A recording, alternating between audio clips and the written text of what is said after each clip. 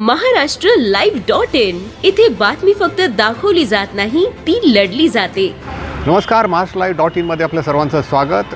आपण जे बघितलं आहे की या ठिकाणी ही पोस्ट खात्याची जो डब्बा होता तो लहानपणी आपण प्रत्येक गल्ली बोळात किंवा शहराच्या विविध ठिकाणी बघायचो, पण आता ते आजकालच्या डिजिटलच्या काळामध्ये तो कुठंतरी नामशेष होत चाललेला आहे. परंतु पोस्ट खात्याचा एक इतिहास आहे, पोस्टाच्या तिकिटाचा एक इतिहास आहे.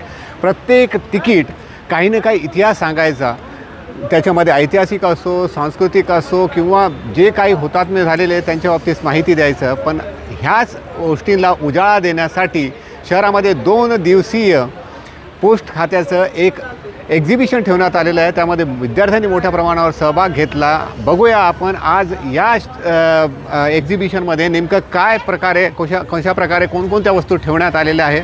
पोलीस आयुक्त कार्यालया शेजारी एक मोठं एक्झिबिशन लावण्यात आलं आहे, ते म्हणजे पोस्टल खात्याचं. आजचा काळ डिजिटलचा काळ आहे, मेलचा काळ आहे आणि मोबाईलवरती सगळं काही एकमेकांशी बोलणं होतं, संवाद साधता येतं. पण अशा काळातही आपलं पोस्टल डिपार्टमेंटने जो हा जिल्हास्तरीय एक्झिबिशन ठेवला आहे, त्याच्यामध्ये स्वातंत्र्योत्तर काळापासून ते आत्तापर्यंत जितके वेगवेगळ्या प्रकारचे स्टॅम्प, पोस्टल तिकीट सगळं काही इथं ठेवण्यात आलेलं आहे. विशेष म्हणजे याच्यामध्ये आपण बघितलं तर हे जे आपण आंतरदेशीय कार्ड आता आपण बघितलेलं आहे, साधा पोस्ट कार्ड बघितलेलं आहे. या व्यतिरिक्त स्टॅम्प जर आपण बघितले तर या स्टॅम्पमध्ये म्हणजे निसर्गसुद्धा याच्यामध्ये समाविष्ट करण्यात आलेला आहे. ऐतिहासिक वारसा म्हणून असलेले एक आपल्याकडे जे जर बघितलं तर वारसा जर बघितला तर आपण महात्मा गांधी यांच्यावरही मोठ्या प्रमाणावर त्या काळात तिकीटं तयार करण्यात आली होती. 1937 पासून ते आत्तापर्यंत 2026पर्यंतचे वेगवेगळ्या प्रकारचे जितके स्टॅम्प्स आहेत, जितके महापुरुषांचे स्टॅम्प तयार करण्यात आले होते ते या एक्झिबिशनमध्ये ठेवण्यात आले. 120पेक्षा जास्त संग्रहकर्ते या एक्झिबिशनमध्ये सहभागी झाले होते. या ठिकाणी आपण जर बघितलं तर या ठिकाणी सुद्धा आपल्याला ही महात्मा गांधी असेल, त्याच्यानंतर महापुरुषांमध्ये छत्रपती शिवाजी महाराज आहेत, राणी लक्ष्मीबाई आहेत, अहिल्यादेवी होळकर आहेत, यासारखे महापुरुषांसह चित्रपट आणि क्षेत्रातले मोहम्मद रफी असतील, लता मंगेशकर असतील, या सर्व लोकांचे सुद्धा स्टॅम्प या ठिकाणी ठेवण्यात आलेले आहे. आपण बघू शकता की या 2 दिवसीय एक्झिबिशनमध्ये विविध शाळांचे विद्यार्थीसुद्धा सहभाग घेत आहेत. या ठिकाणी त्यांच्यासाठी निबंध स्पर्धा ठेवण्यात आलेली आहे. ते सुद्धा पोस्टचा इतिहास काय आहे ते जाणून घेण्यासाठी प्रयत्न करत असल्याचे आपल्याला पाहायला मिळतं आहे. तुम्ही हे जे एक्झिबिशन बघितलं, कसं वाटलं तुम्हाला? खूप छान. म्हणजे इथं सगळ्या स्टॅम्प्सविषयी माहिती दिलेली आहे, सगळी इन्फॉर्मेशन वगैरे एकदम डिटेलमध्ये आहे आणि सगळं एकदम सुंदर प्रदर्शन केलेलं आहे. प्लस आपल्याला इतिहासाबद्दल फार माहितीसुद्धा मिळते, शिवाजी महाराजांच्या काळाबद्दल, रामसेतू वगैरे कसे निर्माण झाले ते फोटोज वगैरे. हे खूप जुन्या काळाच्या गोष्टी आहेत, त्या सगळ्यांना समजाव्या. ह्या गोष्टीमुळे खूप भारी केलं आहे सगळ्या मुलांनी ज्यांनी केलं आहे. सुंदर दिसतं सगळं आणि त्याच्यात माझं पण आहे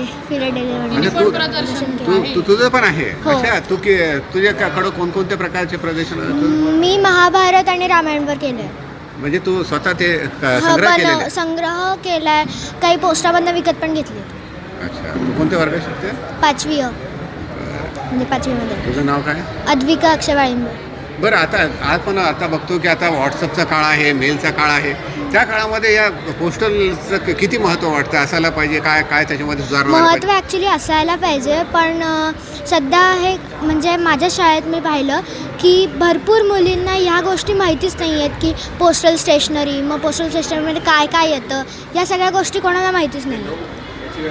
म्हणजे जाणून घ्यायला पाहिजे असं. हां, घ्यायला. याचा मेन पर्पज म्हणजे की लहान मुलांना इतिहासाबद्दल माहिती मिळावी असं माझं मत आहे. म्हणजे त्यांनी तो पर्पज घेऊन हे सगळं प्रदर्शन मांडलं आहे.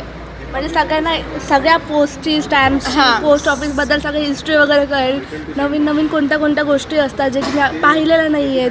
नवीन स्टॅम्प्स, कोणत्या काळापासून असलेल्या स्टॅम्प सगळे याच्यामध्ये लावलेले आहेत. मग सगळं कळेल सगळ्यांना ज्यांना माहिती नाही. माझा एक प्रश्न असा आहे की छंद का जोपासावा? छंद छंद ह्याच्यामुळे जोपासावा, कारण की मोठं झाल्यावर आपल्याला त्याचा जर फायदा होणार असेल तर का नाही जोपासायचा, आणि जर आवड आहे आपल्याला तर करूया आपण असं. आणि ती पुढच्या आपल्या पुढच्या पिढीला पण त्याचा कळावा, पुढच्या पिढीसाठी इम्पॉर्टन्स कळावं.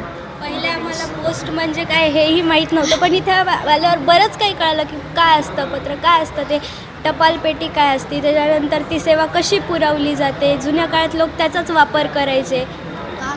परंतु एक सांगा, आता ना पोस्ट राहिला, ना पोस्ट कार्ड राहिला, ना अंतर्देशीय आहे, नुसतं जे आहे तर आता सर्व काही आपला व्हॉट्सअपवर आला, डिजिटल मीडिया आला. याची गरज काय पण आजच्या या काळात?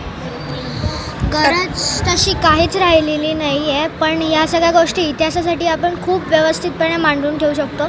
आता माझं सुद्धा आहे इथे पोस्टल स्टेशनरी वगैरे मी लावलं आहे, पण मी भरपूर लोकांचं पाहिलं माझ्यापेक्षा इतकी जुनी 1943 वगैरे तेव्हाची इतकी भारी आणि इतकी मस्त पुराणिक मस्त गोष्टी लावलेल्या आहेत. म्हणजे माझ्यापेक्षा इतकी सुंदर गोष्टी आहेत तिथे की इथे काही शिकण्यासारखं पण आहे का? हो खूप आहे, फार शिकण्यासारखं शिकण्यासारखं आहे. म्हणजे इथे जुने आपले हुतात्मे वगैरे जसं की लोकमान्य टिळक त्यांच्याविषयी सुद्धा एकदम सुंदर माहिती दिलेली आहे, आणि त्यांच्यासुद्धा पोस्टल स्टॅम्प्स वगैरे सगळी एकदम सुंदर माहिती दिलेली आहे. आणि यांच्याद्वारे आम्हाला तर कळणारच, आणि जे लोक हे लाईव्ह बघणार आहेत त्यांना आमच्यापेक्षाही सुंदर हे कळणार आहे. ठीक है, थैंक यू. मैं 50 साल हो गए मुझे. मैं ये स्टैम्प वगैरह स्टैम्प कोइन कलेक्शन राज्य के गवर्नमेंट के मालूमात के देश के राज्य के हर किसी के मैं इस्तेमाल और जमा करता हूँ. मेरे पास उर्दू के लिखे हुए, बंगाली के और कौन सी ज़बान बोलते जो पहले लिखी जाती है ये मोनी ज़बान, इसके पूरे कलेक्शन मेरे पास है. मैंने 5000 कार्ड है कम से कम स्टैम्प है मेरे पास. 5000 कवर, पोस्ट कार्ड, मालूमात के अपने ये गांधी के सब संग्रह वगैरह सब मिलाकर 5000 के ऊपर बल्कि है मेरे पास. मेरे बाजू में पोरबंदर महात्मा गांधी का जन्म हुआ, इसके 90 किलोमीटर मेरा देश से उपले था, इससे 90 किलोमीटर धीरूभाई अंबानी का देश है. ये हम तीनों एक ही लाइन के हैं.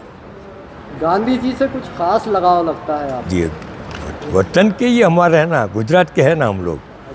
और गांधी जी बोले तो आज गांधी जैसा, मैं आपको एक बार कहूँ, ठीक है नहीं बोलना चाहिए, गांधी जैसा आज महात्मा कोई निकला नहीं है, और गांधी जैसा आदमी कहीं नहीं है. गांधी जैसा आदमी है कि जिसके 105 देश के स्टैम्प निकले हुए, हर तरह से बचपन से लेकर ये थे. कैनेडी के भी निकले हुए नहीं है, कोई किसी के निकले हुए नहीं. ऐसे स्टैम्प जो स्टैम्प गांधी जी के निकले हुए, कम से 105 देशों की गांधी के स्टैम्प निकले हुए हैं. मैं मासूम पटेल, उप अधीक्षक डाकघर छत्रपति संभाजीनगर. यहाँ कैलाश शिल्प सभागृह में 2 दिन 31 जनवरी और 1 फरवरी को हमने जिला स्तरीय फिलाटेली एग्जीबिशन आयोजित किया है. इस एग्जीबिशन में हमारे पास में बाहर से आने वाले 11 जो है इन्वाइटी क्लास में और 61 ये कॉम्पिटिटिव क्लास में एग्जिबिट्स यहाँ पर हमने लगाए हैं. इसी के साथ और भी बाहर से आने वाले जो रिनोन फिलाटेलिस्ट होते हैं, जिनके पास में बहुत मूल्यवान अपना संग्रह होता है, जिसमें फिलाटेली से रिलेटेड आइटम्स होते हैं, पोस्टेज स्टैम्प्स होते हैं, तो उसका यहाँ पर उन्होंने एग्जीबिशन लगाए, कुछ डीलर बूथ लगाए हैं.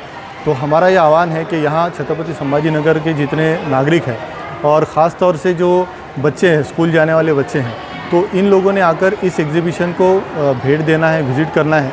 और इन स्टैम्प्स के ज़रिए से जो हमारा इतिहास है भारत देश का, इसी के साथ जो हमारी संस्कृति है, इससे रिलेटेड बहुत ही कीमती अनमोल ऐसी जानकारी उन्हें छोटे छोटे स्टैम्प्स में मिलने वाली है. तो उसका वो लाभ उठाएं और अपने बच्चों को खासकर आज के इस दौर में जहाँ हम डिजिटल डिटॉक्स की बात करते हैं, तो उससे छुड़ाकर ये एक यूनिक हॉबी उनके अंदर पैदा करने के लिए हम इस अभियान से उन्हें जोड़ें. या आणि अशाच बातम्या पाहण्यासाठी पाहत रहा महाराष्ट्रलाईव्ह.in.